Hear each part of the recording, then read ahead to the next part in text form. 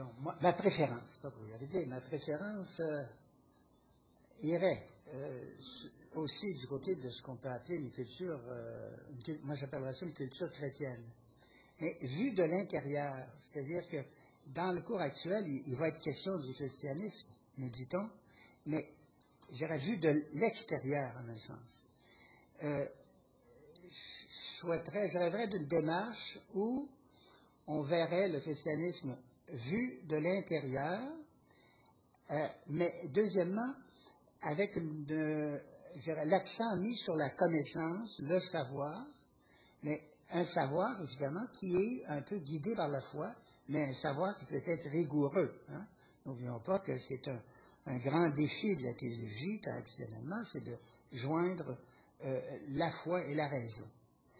Alors, je rêverais beaucoup, moi, que mes petits-enfants, disons, les gens de cette génération, aient la chance, en fonction, à la lumière, ou en tenant compte de leur capacité, c'est-à-dire, au primaire, ce serait sûrement différent du secondaire, et comment diviser la fille primaire et secondaire, ça, moi, je laisse ça aux experts, je ne suis pas capable de définir ça. Mais qu'ils aient la chance d'avoir ce regard de savoir sur une réalité. On parle d'un héritage. En fait, c'est un héritage, c'est une philosophie, c'est une pensée. Il y a une esthétique dans ça. Pensons simplement à l'immense richesse des œuvres religieuses, artistiques, soit dans la peinture, la musique, etc. Qu'est-ce qu'on trouverait dans ça? Je pense qu'il faudrait d'abord trouver toute l'histoire du peuple juif, parce que ça nous appartient, parce que nous sommes des sémites, hein, c'est Pion qui disait, nous sommes tous des sémites, nous sommes tous les continuateurs du peuple juif.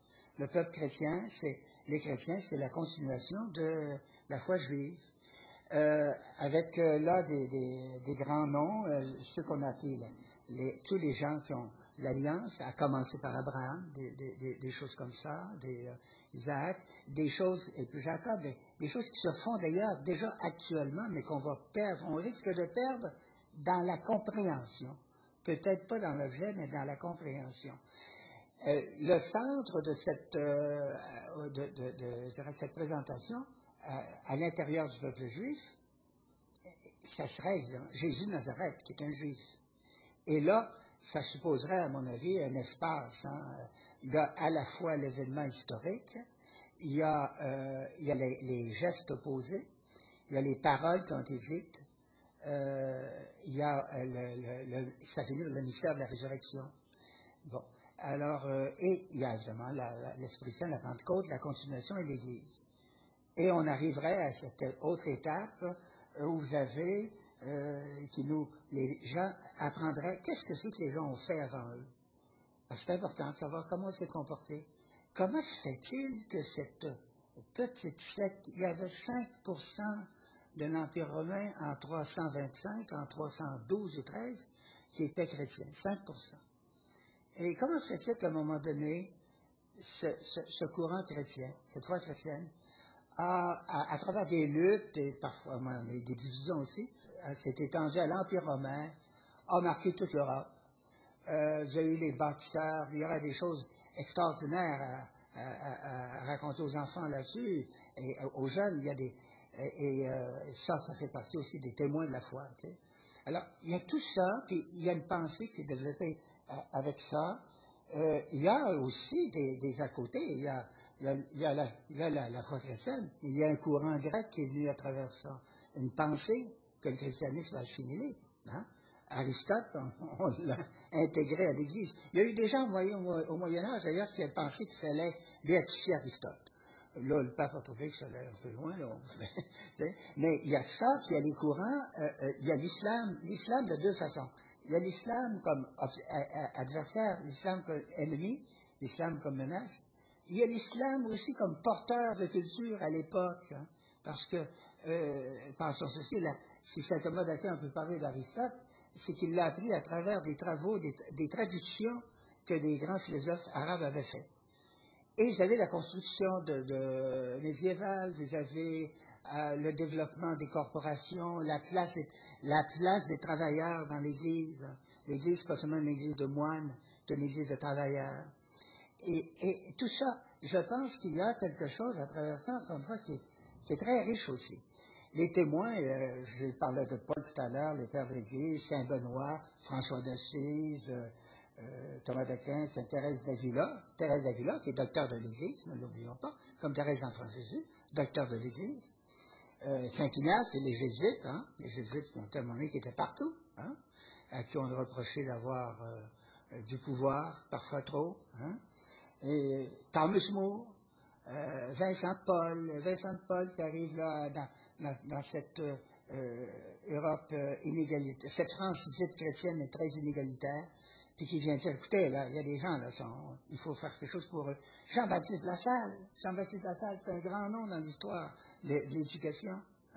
Jean-Baptiste Lassalle, et puis qui a créé les Frères des écoles chrétiennes, et à qui Voltaire reprochait leur travail auprès des paysans. Voltaire reprochait aux Frères des écoles chrétiennes d'alphabétiser les paysans, parce qu'il dit, si vous faites ça, on n'aura plus personne pour travailler sur nos terres. Alors, imaginez Voltaire, la grande lumière, qui dit des choses pareilles. Et on pourrait continuer comme ça, puis il y a l'Église moderne, puis ensuite, il y a les courants chrétiens non catholiques, il ne faudrait pas les oublier, c'est très important. Le christianisme protestant, anglican, luthérien, une bonne partie des réalisations qu'on appelle de social-démocratie, de loi sociale, viennent des courants protestants nordiques, allemands et anglais, on oublie ça parfois, et le christianisme orthodoxe, qui a le droit à notre respect, notre admiration. Ces gens-là, j'ai eu l'occasion déjà de le dire, ces gens-là ont traversé des épreuves épouvantables. Ça, c'est les chrétiens qui sont développés dans les pays de l'Europe de l'Est, les catholiques de l'Europe de l'Est. Oui, et qui ont survécu, je veux dire, qui ont fait que le communisme en Europe est devenu une simple parenthèse de 70 ans. L'orage est arrivé, ils ont été tués, assassinés, beaucoup de chrétiens. C'est Solzhenitsyn qui dit, à un moment donné, pour envoyer un prêtre au goulag, il n'y avait pas besoin de faire quoi que ce soit. Il suffit qu'il soit prêtre. Point. Alors, et ils avaient eu une persécution épouvantable, et tout à coup, il y a un retour, il y a des pousses nouvelles, il y a des courants nouveaux. Et alors, c'est ça. Puis il y a des valeurs aussi. Il y a des choses qui viennent de ce courant-là. L'égalité, on en a parlé. C'est bon, ça que les jeunes apprennent tout à coup que l'égalité, c'est une notion évangélique. C'est important, ça. C'est la phrase de Saint Paul qui dit, écoutez, là, dans l'Église, là, il n'y a pas de distinction entre les Juifs et les païens. Il n'y a pas de distinction entre les hommes et les femmes. Il n'y a pas de distinction entre les hommes libres et les esclaves. Nous sommes tous égaux. C'est formidable, ça. Et ça a passé, c'est une notion qui est devenue, ça appartient à tout le monde, la notion d'égalité, mais elle vient de là. Alors, c'est ça, en gros, là, je rêverais ça, moi, d'une sorte de présentation qui permettrait à tout le monde de redécouvrir la richesse de leurs racines. Et j'avoue que, pour ma part, je refuse une banalisation qui ferait à croire que tout est égal dans le domaine religieux. Il y a une révélation, il n'y en a pas une. Il y a Jésus-Christ ou il n'y a pas Jésus-Christ. On ne fait pas le tour de ça. Et il y a une civilisation occidentale, judéo-chrétienne, c'est plus exact, parce que c'est pas correct de dire ici occidentale, parce que des chrétiens, il y en a partout dans le monde. Et je trouve que, puis encore une fois, il y a une admiration, on parle beaucoup de Sœur Teresa, c'est magnifique, c'est très beau, mais c'est un cas brillant, extraordinaire. Mais il y en a combien de témoins de la foi comme ça, témoins des valeurs, comme celle que j'ai mentionnée. Alors, mon rêve, ce serait ça. Est-ce qu'on peut faire une présentation de ce qui est à la fois histoire,